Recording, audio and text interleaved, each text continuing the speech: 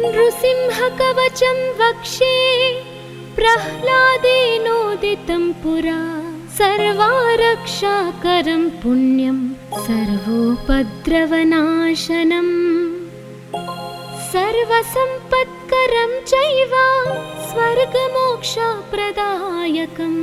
ध्यात्वा नृसिंहं देवेशं हेमसिंहासनस्थितम् विव्रतास्यं त्रिनयनं शरदिन्दुसुमप्रभं लक्ष्म्यालिङ्गितवामाङ्गं विभूतिभिरुपाश्रितम् चतुर्भुजं कोमलाङ्गं स्वर्णकुण्डलाशोभितं सरोजशोभितोरस्कं रत्नकेयूरमुद्रितम् तप्तकाञ्चन सङ्काशं पीतनिर्मलवाससम् इन्द्रादिसुरमौलिस्थ स्फुरन्माणिक्यदीप्तिभिः विराजित पदद्वन्द्वं शङ्खचक्रादिहेतिभिः गरुत्मता सविनयं स्तूयमानं मुदान्वितम् स्वहृत्कमलसंवासं कृत्वा तु कवचं पठे नृसिंहो मे शिरः पातु लोकरक्षात्मसम्भव सर्वगोपीस्तम्भवासः फालं मे रक्षतु ध्वनिं नृसिंहो मे दृशौ पातु सोमसूर्याग्निलोचनः स्मृतिं मे पातु नृहारिर्मुनिवर्यस्तु ते प्रियः नासां मे सिंहानासस्तु मुखं लक्ष्मीमुखप्रियः सर्वविद्याधिपः पातु नृसिंहो रसनां मम वक्त्रं पात्विन्दुवदनः सदा प्रह्लादवन्दितः नृसिंहः पातु मे कण्ठं स्कन्धौ भूभरणान्तकृत् दिव्यास्त्रशोभितभुजो नृसिंहः पातु मे भुजौ करौ मे देववरदो नृसिंहः पातु सर्वतः हृदयं योगिसाध्यश्च निवासं पातु मे हरिः मध्यं पातु हिरण्याक्ष वक्षः कुक्षिविदारणः नाभिं मे पातु नृहरि स्वनाभि ब्रह्म संस्तुतः ब्रह्माण्डकोटयः कट्यां यस्यासौ पातु मे कटिं गुह्यां मे पातु गुह्यानां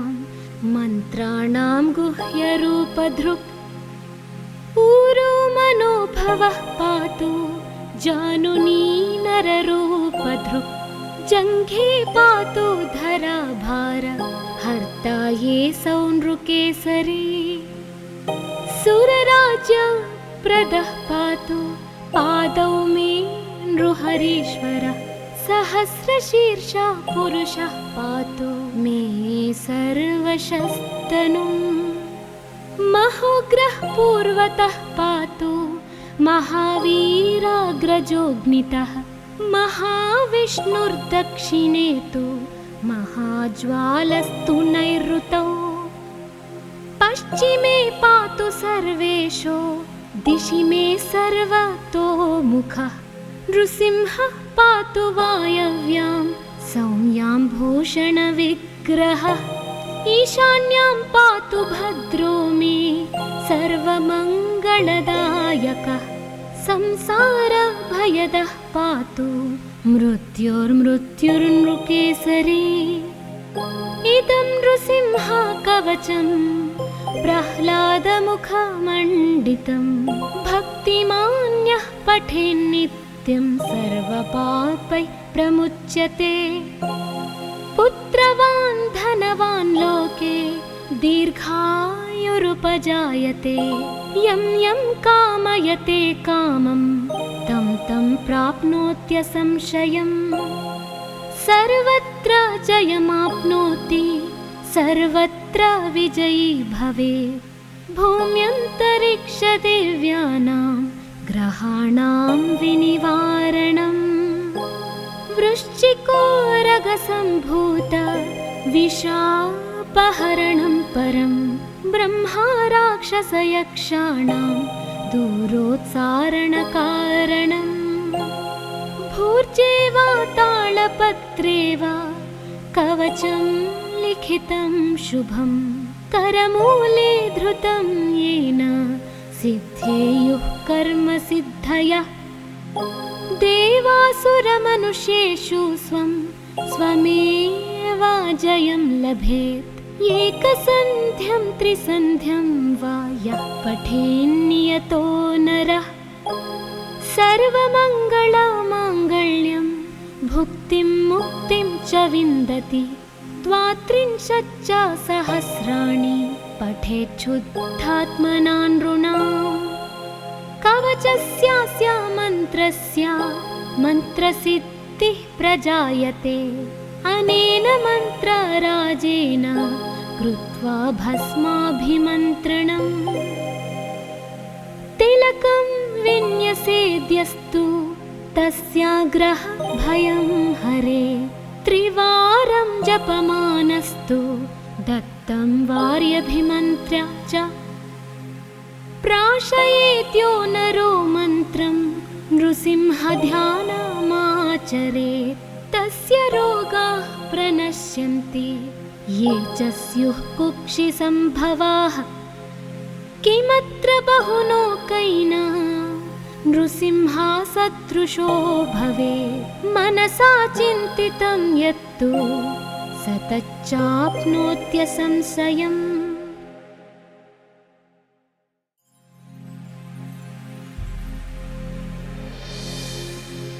नृसिंहकवचं वक्षे प्रह्लादेनोदितं पुरा सर्वारक्षाकरं पुण्यं सर्वोपद्रवनाशनम् सर्वसम्पत्करं चैव स्वर्गमोक्षप्रदायकं ध्यात्वा नृसिंहं देवेशं हेमसिंहासनस्थितम् विव्रतास्यं त्रिनयनं शरदिन्दुसुमप्रभं लक्ष्म्यालिङ्गितवामाङ्गं विभूतिभिरुपाश्रितं चतुर्भुजं कोमलाङ्गं स्वर्णकुण्डलाशोभितं सरोजशोभितोरस्कं रत्नकेयूरमुद्रितं तप्तकाञ्चन सङ्काशं पीतनिर्मलवाससम् इन्द्रादिसुरमौलिस्थ स्फुरन्माणिक्यदीप्तिभिः विराजित पदद्वन्द्वं शङ्खचक्रादिहेतिभिः गरुत्मता सविनयं स्तूयमानं मुदान्वितम् स्वहृत्कमलसंवासं कृत्वा तु कवचं पठे नृसिंहो मे शिरः पातु लोकरक्षात्मसम्भव सर्वगोपीस्तम्भवासः फालं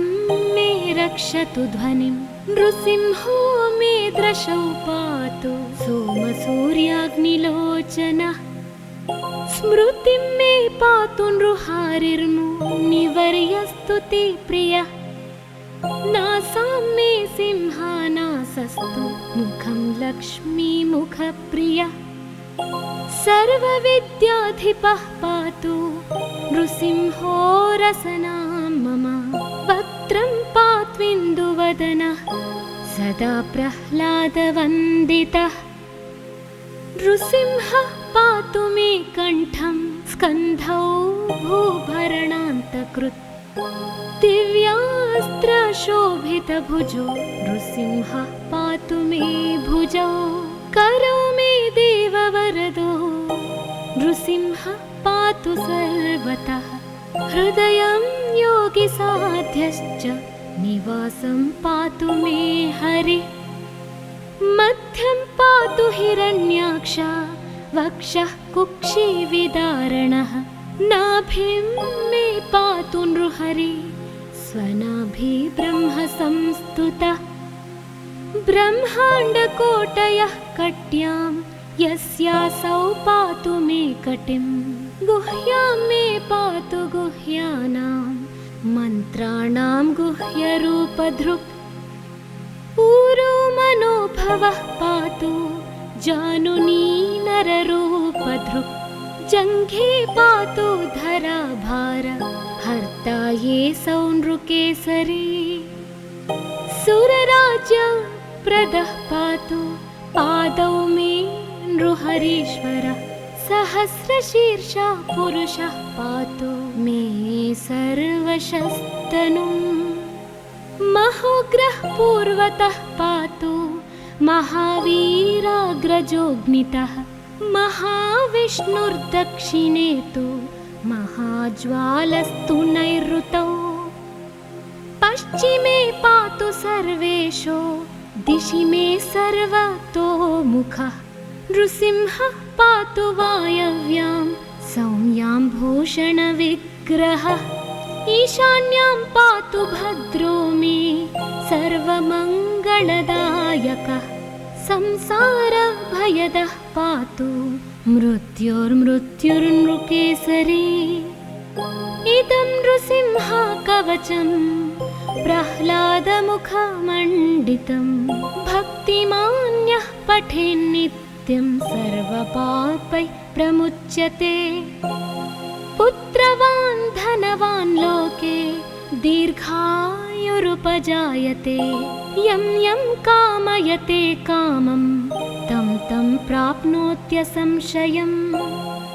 सर्वत्र जयमाप्नोति सर्वत्र विजयी भवेत् भूम्यन्तरिक्षदेव्यानां ग्रहाणां विनिवारणम्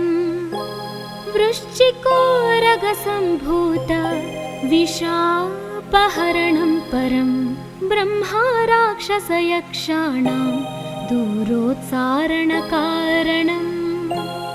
भूर्जे वा तालपत्रे वा कवचं लिखितं शुभं करमूले धृतं येन सिद्धेयुः कर्मसिद्धयः देवासुरमनुष्येषु स्वं स्वमेव जयं लभेत् एकसन्ध्यं त्रिसन्ध्यं वा यः पठेन्नियतो नरः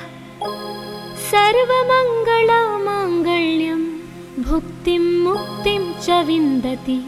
द्वात्रिंशच्च सहस्राणि पठेच्छुद्धात्मना नृणाम् कवचस्यास्य मन्त्रस्य मन्त्रसिद्धिः प्रजायते अनेन मन्त्रराजेन कृत्वा भस्माभिमन्त्रणम् तिलकं विन्यसेद्यस्तु तस्याग्रह भयं हरे त्रिवारं जपमानस्तु दत्तं वार्यभिमन्त्र्य च प्राशयेत्यो नरो मन्त्रं नृसिंहध्यानमाचरेत् तस्य रोगाः प्रणश्यन्ति ये च स्युः कुक्षिसम्भवाः किमत्र बहुलोकैना नृसिंहसदृशो भवेत् मनसा चिन्तितं यत्तु स तच्चाप्नोत्यसंशयम्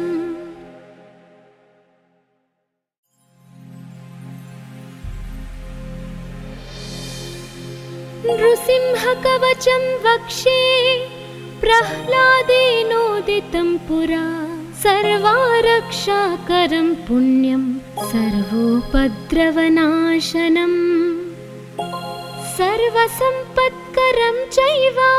स्वर्गमोक्षप्रदायकं ध्यात्वा नृसिंहं देवेशं हेमसिंहासनस्थितम्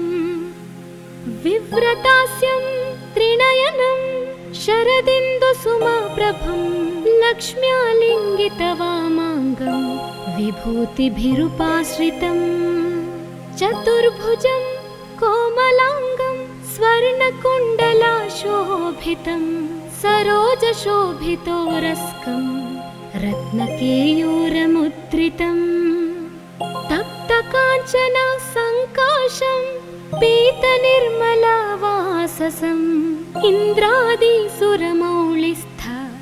स्फुरन्माणिक्यदीप्तिभिः विराजिता पदद्वन्द्वं शङ्खचक्रादिहेतिभिः गरुत्मता सविनयम् स्तूयमानं मुदान्वितं स्वहृत्कमलसंवासं कृत्वा तु कवचं पठे नृसिंहो मे शिरः पातु लोकरक्षात्मसम्भव सर्वगोपीस्तम्भवासः फालं मे रक्षतु ध्वनिं नृसिंहो मे दृशौ पातु सोमसूर्याग्निलोचनः स्मृतिं मे पातु नृहारिर्मुनिवर्यस्तु ते प्रियः नासां मे सिंहानासस्तु मुखं लक्ष्मीमुखप्रियः सर्वविद्याधिपः पातु नृसिंहो रसनां मम वक्त्रं पात्विन्दुवदनः सदा प्रह्लादवन्दितः नृसिंहः पातु मे कण्ठं स्कन्धौ भूभरणान्तकृत् दिव्यास्त्रशोभितभुजो नृसिंहः पातु मे भुजौ करौ मे देववरदो नृसिंहः पातु सर्वतः हृदयं योगिसाध्यश्च निवासं पातु मे हरिः मध्यं पातु हिरण्याक्ष वक्षः कुक्षिविदारणः नाभिं मे पातु नृहरिः स्वनाभि ब्रह्म संस्तुतः ब्रह्माण्डकोटयः कट्यां यस्यासौ पातु मे कटिं गुह्यां मे पातु गुह्यानां मन्त्राणां गुह्यरूपधृक् ऊरो मनोभवः पातु जानुनी नररूपधृक् जङ्घे पातु धराभार हर्ता ये सौ नृकेसरी सुरराज्यप्रदः पातु पादौ मे नृहरीश्वरः सहस्रशीर्षः पुरुषः पातु मे सर्वशस्तनुम् महोग्रः पूर्वतः पातु महावीराग्रजोऽग्नितः महाविष्णुर्दक्षिणे तु महाज्वालस्तु नैऋतौ पश्चिमे पातु सर्वेशो दिशि मे सर्वतोमुखः नृसिंहः पातु वायव्यां सौम्यां भूषणविग्रहः ईशान्यां पातु भद्रो मे सर्वमङ्गलदायकः संसारभयदः पातु मृत्युर्मृत्युर्नृकेसरी इदं नृसिंह कवचं प्रह्लादमुखमण्डितं भक्तिमान्यः पठेन्नित्यं सर्वपापैः प्रमुच्यते पुत्रवान् धनवान् लोके दीर्घायुरुपजायते यं यं कामयते कामं तं तं प्राप्नोत्यसंशयम् सर्वत्र जयमाप्नोति सर्वत्र विजयी भवेत् भूम्यन्तरिक्षदेव्यानां ग्रहाणां विनिवारणम्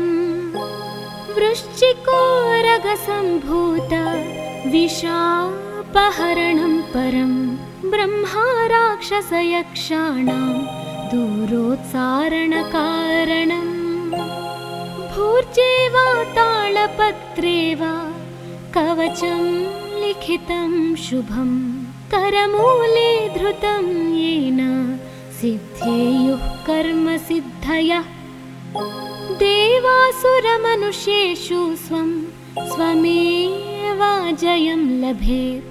एकसन्ध्यं त्रिसन्ध्यं वा यः पठेन्नियतो नरः सर्वमङ्गलमाङ्गल्यं भुक्तिं मुक्तिं च विन्दति द्वात्रिंशच्च सहस्राणि पठेच्छुद्धात्मना नृणाम् कवचस्यास्य मन्त्रस्य मन्त्रसिद्धिः प्रजायते अनेन मन्त्रराजेन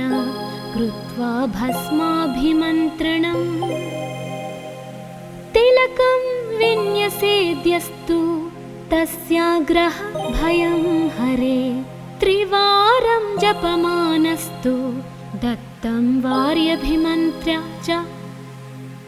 प्राशयेत्यो नरो मन्त्रं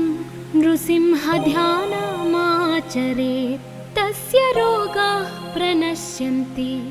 ये च स्युः कुक्षिसम्भवाः किमत्र बहुलोकैः नृसिंहसदृशो भवेत् मनसा चिन्तितं यत्तु स तच्चाप्नोत्यसंशयम्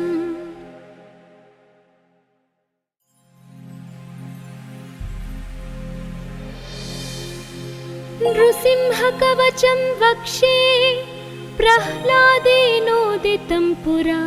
सर्वारक्षाकरं पुण्यं सर्वोपद्रवनाशनम् सर्वसम्पत्करं चैव स्वर्गमोक्षप्रदायकं ध्यात्वा नृसिंहं देवेशं हेमसिंहासनस्थितम् विव्रतास्यं त्रिनयनं शरदिन्दुसुमप्रभं लक्ष्म्यालिङ्गितवामाङ्गं विभूतिभिरुपाश्रितं चतुर्भुजं कोमलाङ्गं स्वर्णकुण्डलाशोभितं सरोजशोभितोरस्कं रत्नकेयूरमुद्रितं तप्तकाञ्चन सङ्काशं पीतनिर्मलवाससम् इन्द्रादिसुरमौलिस्थ स्फुरन्माणिक्यदीप्तिभिः विराजित पदद्वन्द्वं शङ्खचक्रादिहेतिभिः गरुत्मता सविनयं स्तूयमानं मुदान्वितं स्वहृत्कमलसंवासं कृत्वा तु कवचं पठे नृसिंहो मे शिरः पातु लोकरक्षात्मसम्भव सर्वगोपीस्तम्भवासः फालं मे रक्षतु ध्वनिं नृसिंहो मे दृशौ पातु सोमसूर्याग्निलोचनः स्मृतिं मे पातु नृहारिर्मुनिवर्यस्तु ते प्रियः नासां मे सिंहानासस्तु मुखं लक्ष्मीमुखप्रियः सर्वविद्याधिपः पातु नृसिंहो रसनां मम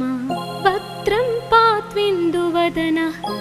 सदा प्रह्लादवन्दितः नृसिंहः पातु मे कण्ठं स्कन्धौ भूभरणान्तकृत् दिव्यास्त्रशोभितभुजो नृसिंहः पातु मे भुजौ करौ मे देववरदो नृसिंहः पातु सर्वतः हृदयं योगिसाध्यश्च निवासं पातु मे हरिः मध्यं पातु हिरण्याक्ष वक्षः कुक्षिविदारणः नाभिं मे पातु नृहरि स्वनाभि ब्रह्म संस्तुतः ब्रह्माण्डकोटयः कट्यां यस्यासौ पातु मे कटिं गुह्यां मे पातु गुह्यानां मन्त्राणां गुह्यरूपधृक् ऊरो मनोभवः पातु जानुनी नररूपधृक् जङ्घे पातु धराभार हर्ता ये सौनृकेसरी सुरराज्य प्रदः पातु पादौ मे नृहरीश्वरः सहस्रशीर्षः पुरुषः पातु मे सर्वशस्तनुम् महोग्रः पूर्वतः पातु महावीराग्रजोऽग्नितः महाविष्णुर्दक्षिणे तु महाज्वालस्तु नैऋतौ पश्चिमे पातु सर्वेशो दिशि मे सर्वतो मुखः नृसिंहः पातु वायव्यां सौम्यां भूषणविग्रहः ईशान्यां पातु भद्रो मे सर्वमङ्गलदायकः संसारभयदः पातु मृत्युर्मृत्युर्नृकेसरी इदं नृसिंहकवचं प्रह्लादमुखमण्डितं भक्तिमान्यः पठेन्नित्यं सर्वपापैः प्रमुच्यते पुत्रवान् धनवान् लोके दीर्घायुरुपजायते यं यं कामयते कामं तं तं प्राप्नोत्यसंशयम् सर्वत्र जयमाप्नोति सर्वत्र विजयी भवेत् भूम्यन्तरिक्षदिव्यानां ग्रहाणां विनिवारणम् वृश्चिकोरगसम्भूत विशापहरणं परं ब्रह्मा राक्षसयक्षाणां दूरोत्सारणकारणम् भूर्जे वा तालपत्रे वा कवचं लिखितं शुभं करमूले धृतं येन सिद्धेयुः कर्मसिद्धयः देवासुरमनुष्येषु स्वं स्वमेव जयं लभेत् एकसन्ध्यं त्रिसन्ध्यं वा यः पठेन्नियतो नरः सर्वमङ्गलमाङ्गल्यं भुक्तिं मुक्तिं च विन्दति 32 सहस्राणि पठेच्छुद्धात्मना नृणाम् कवचस्यास्य मन्त्रस्य मन्त्रसिद्धिः प्रजायते अनेन मन्त्रराजेन कृत्वा भस्माभिमन्त्रणम् तिलकं विन्यसेद्यस्तु तस्याग्रह भयं हरे त्रिवारं जपमानस्तु दत्तं वार्यभिमन्त्र्य च प्राशयेत्यो नरो मन्त्रं नृसिंहध्यानमाचरेत् तस्य रोगाः प्रणश्यन्ति ये च स्युः कुक्षिसम्भवाः किमत्र बहुलोकैना नृसिंहसदृशो भवेत् मनसा चिन्तितं यत्तु स तच्चाप्नोत्यसंशयम्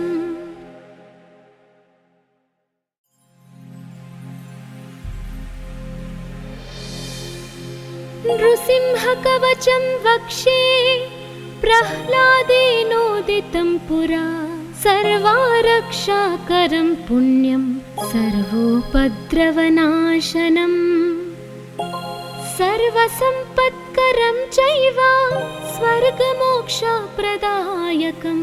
ध्यात्वा नृसिंहं देवेशं हेमसिंहासनस्थितम् विव्रतास्यं त्रिनयनं शरदिन्दुसुमप्रभं लक्ष्म्यालिङ्गितवामाङ्गं विभूतिभिरुपाश्रितं चतुर्भुजं कोमलाङ्गं स्वर्णकुण्डलाशोभितं सरोजशोभितोरस्कं रत्नकेयूरमुद्रितं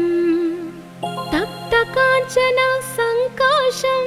पीतनिर्मलवाससम् इन्द्रादिसुरमौलिस्थ स्फुरन्माणिक्यदीप्तिभिः विराजित पदद्वन्द्वं शङ्खचक्रादिहेतिभिः गरुत्मता सविनयं स्तूयमानं मुदान्वितं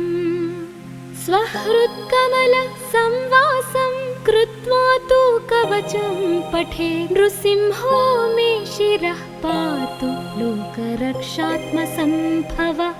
सर्वगोपीस्तम्भवासः फालं मे रक्षतु ध्वनिं नृसिंहो मे दृशौ पातु सोमसूर्याग्निलोचनः स्मृतिं मे पातु नृहारिर्मुनिवर्यस्तुति प्रियः नासां मे सिंहानासस्तु मुखं लक्ष्मीमुखप्रियः सर्वविद्याधिपः पातु नृसिंहो रसनां मम। वक्त्रं पात्विन्दुवदनः सदा प्रह्लादवन्दितः। नृसिंहः पातु मे कण्ठं स्कन्धौ भूभरणान्तकृत्। दिव्यास्त्रशोभितभुजो नृसिंहः पातु मे भुजौ। करौ मे देववरदो नृसिंहः पातु सर्वतः। हृदयं योगिसाध्यश्च निवासं पातु मे हरिः। मध्यं पातु हिरण्याक्ष वक्षः कुक्षिविदारणः। नाभिं मे पातु नृहरिः स्वनाभि ब्रह्म संस्तुतः। ब्रह्माण्डकोटयः कट्यां यस्यासौ पातु मे कटिं। गुह्यां मे पातु गुह्यानां मन्त्राणां गुह्यरूपधृक्। ऊरो मनोभवः पातु जानुनी नररूपधृक्। जङ्घे पातु धराभार हर्ता ये सौ नृकेसरी। सुरराज्यप्रदः पातु पादौ मे नृहरीश्वरः। सहस्रशीर्षः पुरुषः पातु मे सर्वशस्तनुम्। महोग्रः पूर्वतः पातु महावीराग्रजोऽग्नितः। महाविष्णुर्दक्षिणे तु महाज्वालस्तु नैऋतौ। पश्चिमे पातु सर्वेशो दिशि मे सर्वतोमुखः। नृसिंहः पातु वायव्यां सौम्यां भूषणविग्रहः। ईशान्यां पातु भद्रो मे सर्वमङ्गलदायकः। संसारभयदः पातु मृत्युर्मृत्युर्नृकेसरी। इदं नृसिंह कवचं प्रह्लादमुखमण्डितं। भक्तिमान्यः पठेन्नित्यं सर्वपापैः प्रमुच्यते। पुत्रवान् धनवान् लोके दीर्घायुरुपजायते।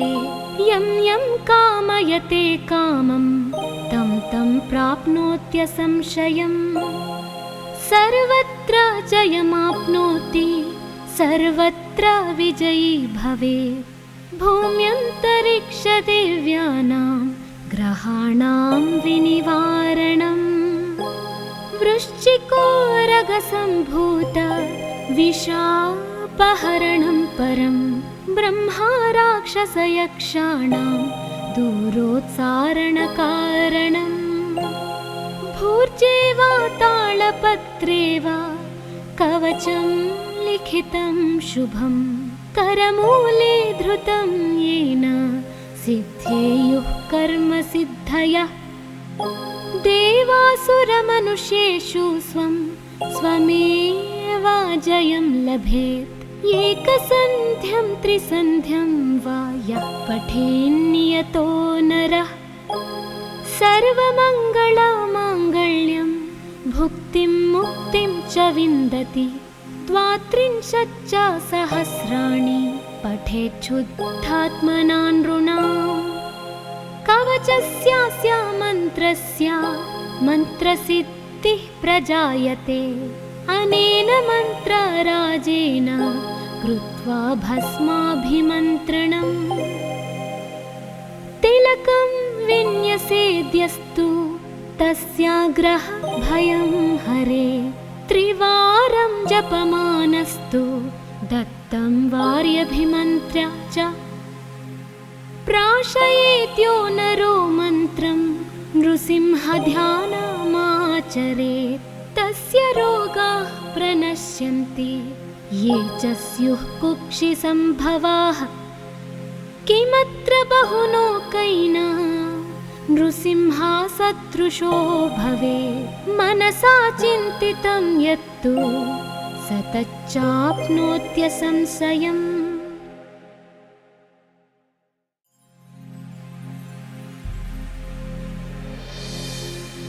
नृसिंहकवचं वक्षे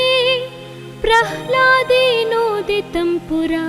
सर्वारक्षाकरं पुण्यं सर्वोपद्रवनाशनम् सर्वसम्पत्करं चैव स्वर्गमोक्षप्रदायकं ध्यात्वा नृसिंहं देवेशं हेमसिंहासनस्थितम् विव्रतास्यं त्रिनयनं शरदिन्दुसुमप्रभं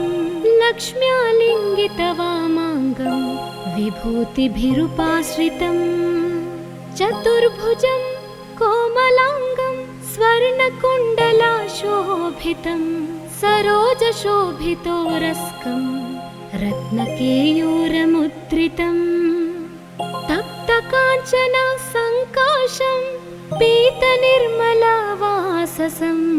इन्द्रादिसुरमौलिस्थ स्फुरन्माणिक्यदीप्तिभिः विराजित पदद्वन्द्वं शङ्खचक्रादिहेतिभिः गरुत्मता सविनयं स्तूयमानं मुदान्वितं स्वहृत्कमलसंवासं कृत्वा तु कवचं पठे नृसिंहो मे शिरः पातु लोकरक्षात्मसम्भव सर्वगोपीस्तम्भवासः फालं मे रक्षतु ध्वनिं नृसिंहो मे दृशौ पातु सोमसूर्याग्निलोचनः स्मृतिं मे पातु नृहारिर्मुनिवर्यस्तु ते प्रियः नासां मे सिंहानासस्तु मुखं लक्ष्मीमुखप्रियः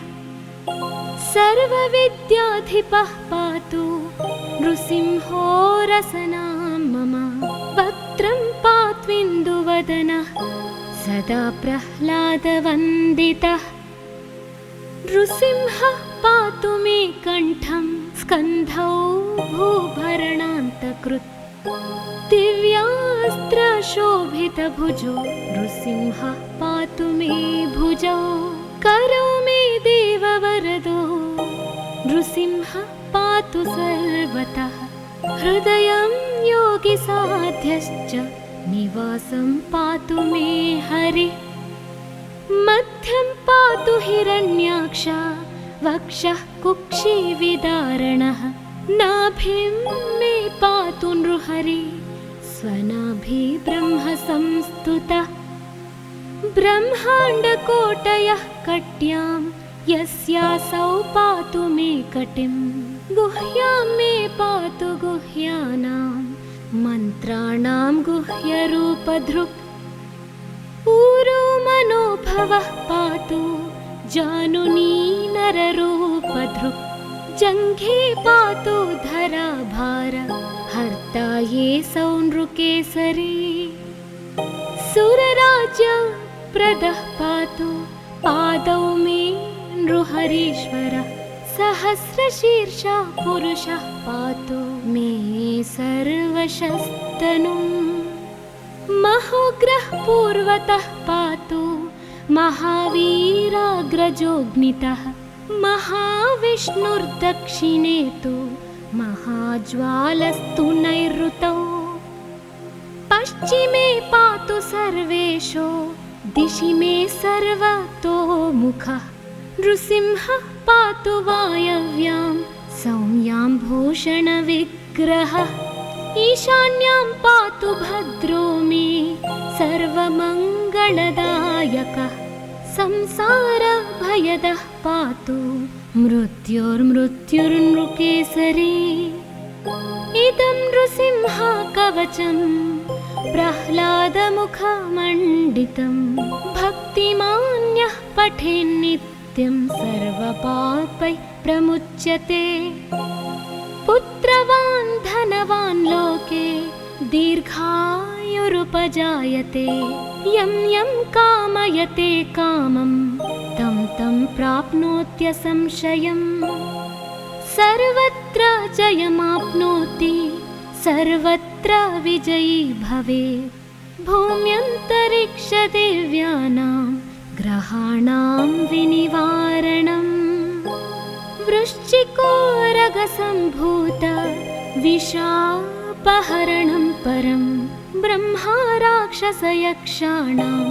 दूरोत्सारणकारणम्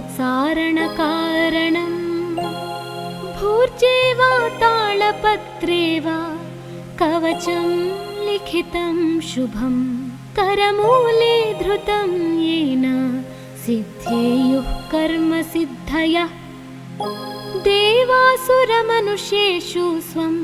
स्वमेवाजयं लभेत् एकसन्ध्यं त्रिसन्ध्यं वा यः पठेन्नियतो नरः सर्वमङ्गलमाङ्गल्यं भुक्तिं मुक्तिं च विन्दति त्वात्रिंशच्च सहस्राणि पठेच्छुद्धात्मना नृणाम् कवचस्यास्य मन्त्रस्य मन्त्रसिद्धिः प्रजायते अनेन मन्त्रराजेन कृत्वा भस्माभिमन्त्रणम् तिलकं विन्यसेद्यस्तु तस्याग्रह भयं हरे त्रिवारं जपमानस्तु दत्तं वार्यभिमन्त्र्य च प्राशयेत्यो नरो मन्त्रं नृसिंहध्यानमाचरेत् तस्य रोगाः प्रणश्यन्ति ये च स्युः कुक्षिसम्भवाः किमत्र बहुलोकैः नृसिंहसदृशो भवेत् मनसा चिन्तितं यत्तु स तच्चाप्नोत्यसंशयम्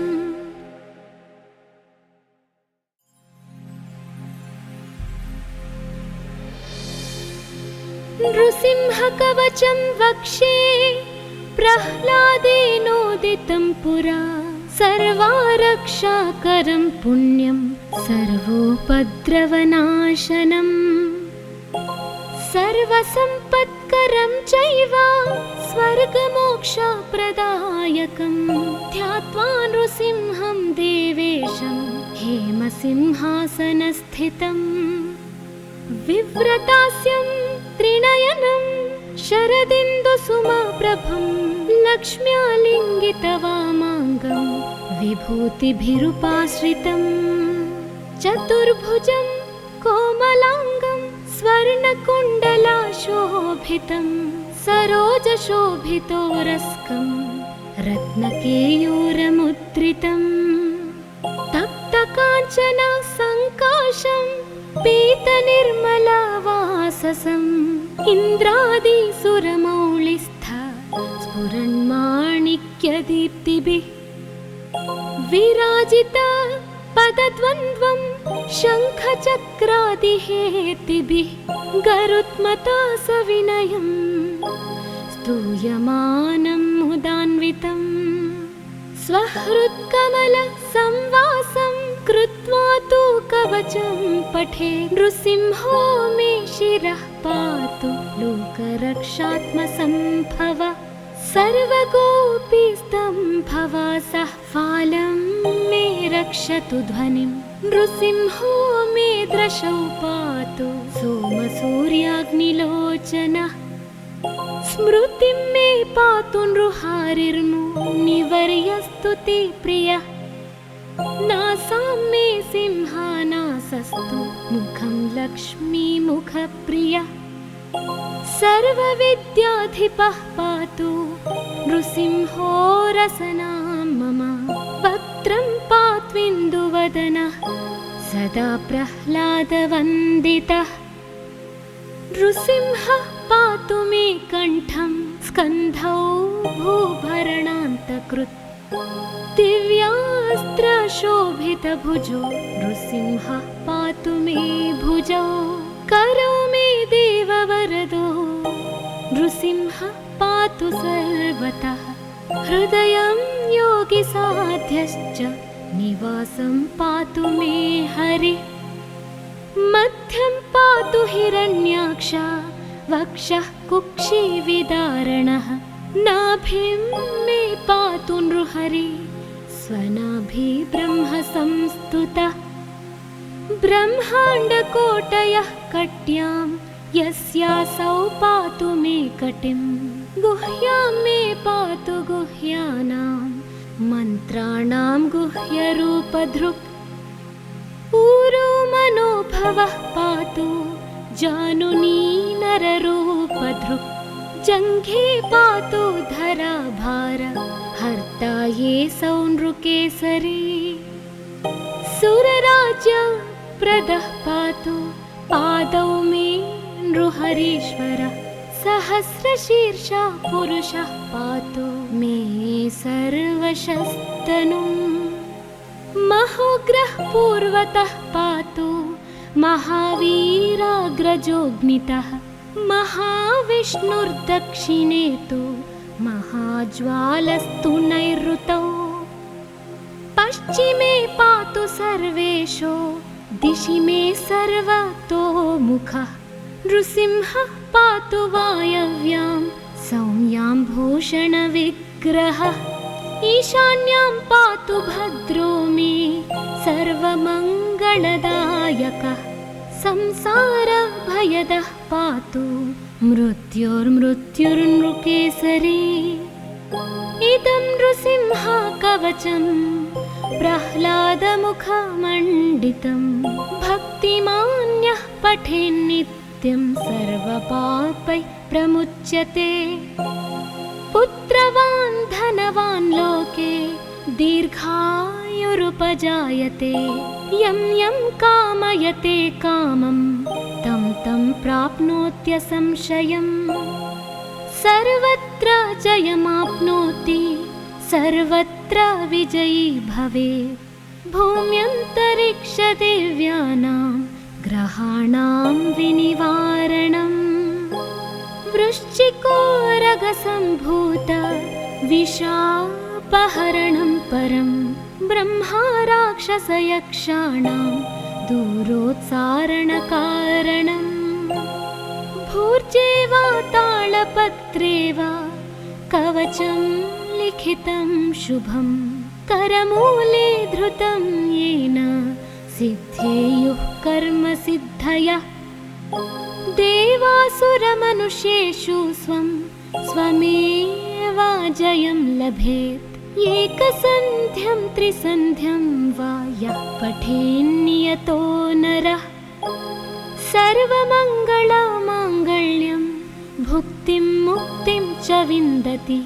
द्वात्रिंशच्च सहस्राणि पठेच्छुद्धात्मना नृणाम् कवचस्यास्य मन्त्रस्य मन्त्रसिद्धिः प्रजायते अनेन मन्त्रराजेन कृत्वा भस्माभिमन्त्रणम् तिलकं विन्यसेद्यस्तु तस्याग्रह भयं हरे त्रिवारं जपमानस्तु दत्तं वार्यभिमन्त्र्य च प्राशयेत्यो नरो मन्त्रं नृसिंहध्यानमाचरेत् तस्य रोगाः प्रणश्यन्ति ये च स्युः कुक्षिसम्भवाः किमत्र बहुलोकैना नृसिंहसदृशो भवेत् मनसा चिन्तितं यत्तु स तच्चाप्नोत्यसंशयम्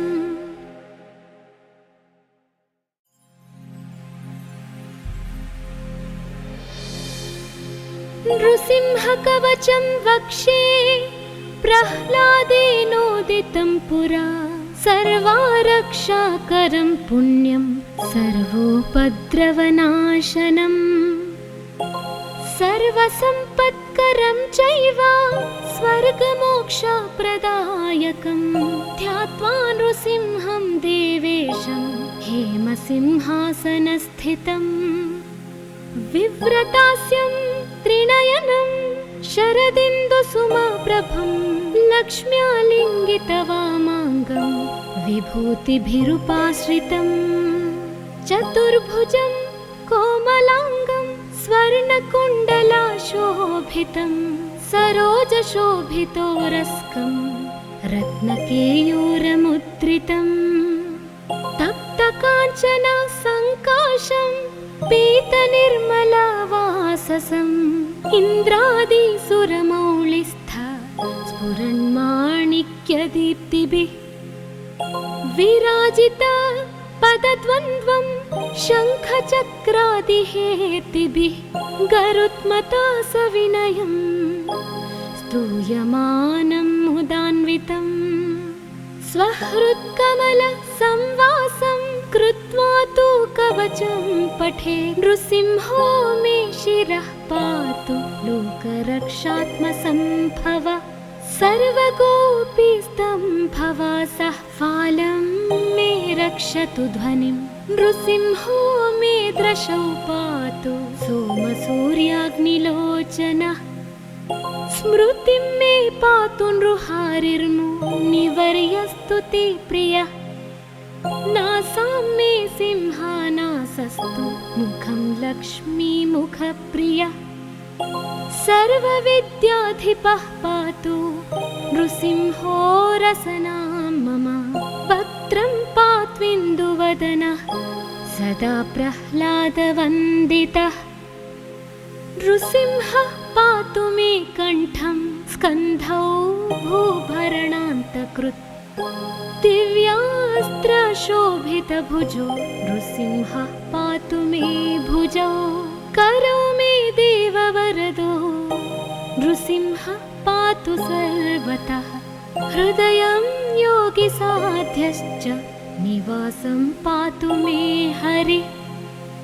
मध्यं पातु हिरण्याक्ष वक्षः कुक्षिविदारणः नाभिं मे पातु नृहरिः स्वनाभि ब्रह्म संस्तुतः ब्रह्माण्डकोटयः कट्यां यस्यासौ पातु मे कटिं गुह्यां मे पातु गुह्यानां मन्त्राणां गुह्यरूपधृक् ऊरो मनोभवः पातु जानुनी नररूपधृक्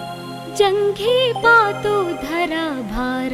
हर्ता ये सौ नृकेसरी सुरराज्यप्रदः पातु पादौ मे नृहरीश्वरः सहस्रशीर्षः पुरुषः पातु मे सर्वशस्तनुम् महोग्रः पूर्वतः पातु महावीराग्रजोऽग्नितः महाविष्णुर्दक्षिणे तु महाज्वालस्तु नैऋतौ पश्चिमे पातु सर्वेशो दिशि मे सर्वतोमुखः नृसिंहः पातु वायव्यां सौम्यां भूषणविग्रहः ईशान्यां पातु भद्रो मे सर्वमङ्गलदायकः संसारभयदः पातु मृत्युर्मृत्युर्नृकेसरी इदं नृसिंह कवचं प्रह्लादमुखमण्डितं भक्तिमान्यः पठेन्नित्यं सर्वपापैः प्रमुच्यते पुत्रवान् धनवान् लोके दीर्घायुरुपजायते यं यं कामयते कामं तं तं प्राप्नोत्यसंशयम् सर्वत्र जयमाप्नोति सर्वत्र विजयी भवेत् भूम्यन्तरिक्षदिव्यानां ग्रहाणां विनिवारणम् वृश्चिकोरगसम्भूत विशापहरणं परं ब्रह्मा राक्षसयक्षाणां दूरोत्सारणकारणम् भूर्जे वा तालपत्रे वा कवचं लिखितं शुभं करमूले धृतं येन सिद्धेयुः कर्मसिद्धयः देवासुरमनुष्येषु स्वं स्वमेव जयं लभेत् एकसन्ध्यं त्रिसन्ध्यं वा यः पठेन्नियतो नरः सर्वमङ्गलमाङ्गल्यं भुक्तिं मुक्तिं च विन्दति द्वात्रिंशच्च सहस्राणि पठेच्छुद्धात्मना नृणाम् कवचस्यास्य मन्त्रस्य मन्त्रसिद्धिं कीर्तिः प्रजायते। अनेन मन्त्रराजेन कृत्वा भस्माभिमन्त्रणम् तिलकं विन्यसेद्यस्तु तस्याग्रह भयं हरे। त्रिवारं जपमानस्तु दत्तं वार्यभिमन्त्र्य च। प्राशयेत्यो नरो मन्त्रं नृसिंहध्यानमाचरेत्। तस्य रोगाः प्रणश्यन्ति ये च स्युः कुक्षिसम्भवाः। किमत्र बहुलोकैः नृसिंहसदृशो भवेत्। मनसा चिन्तितं यत्तु स तच्चाप्नोत्यसंशयम्।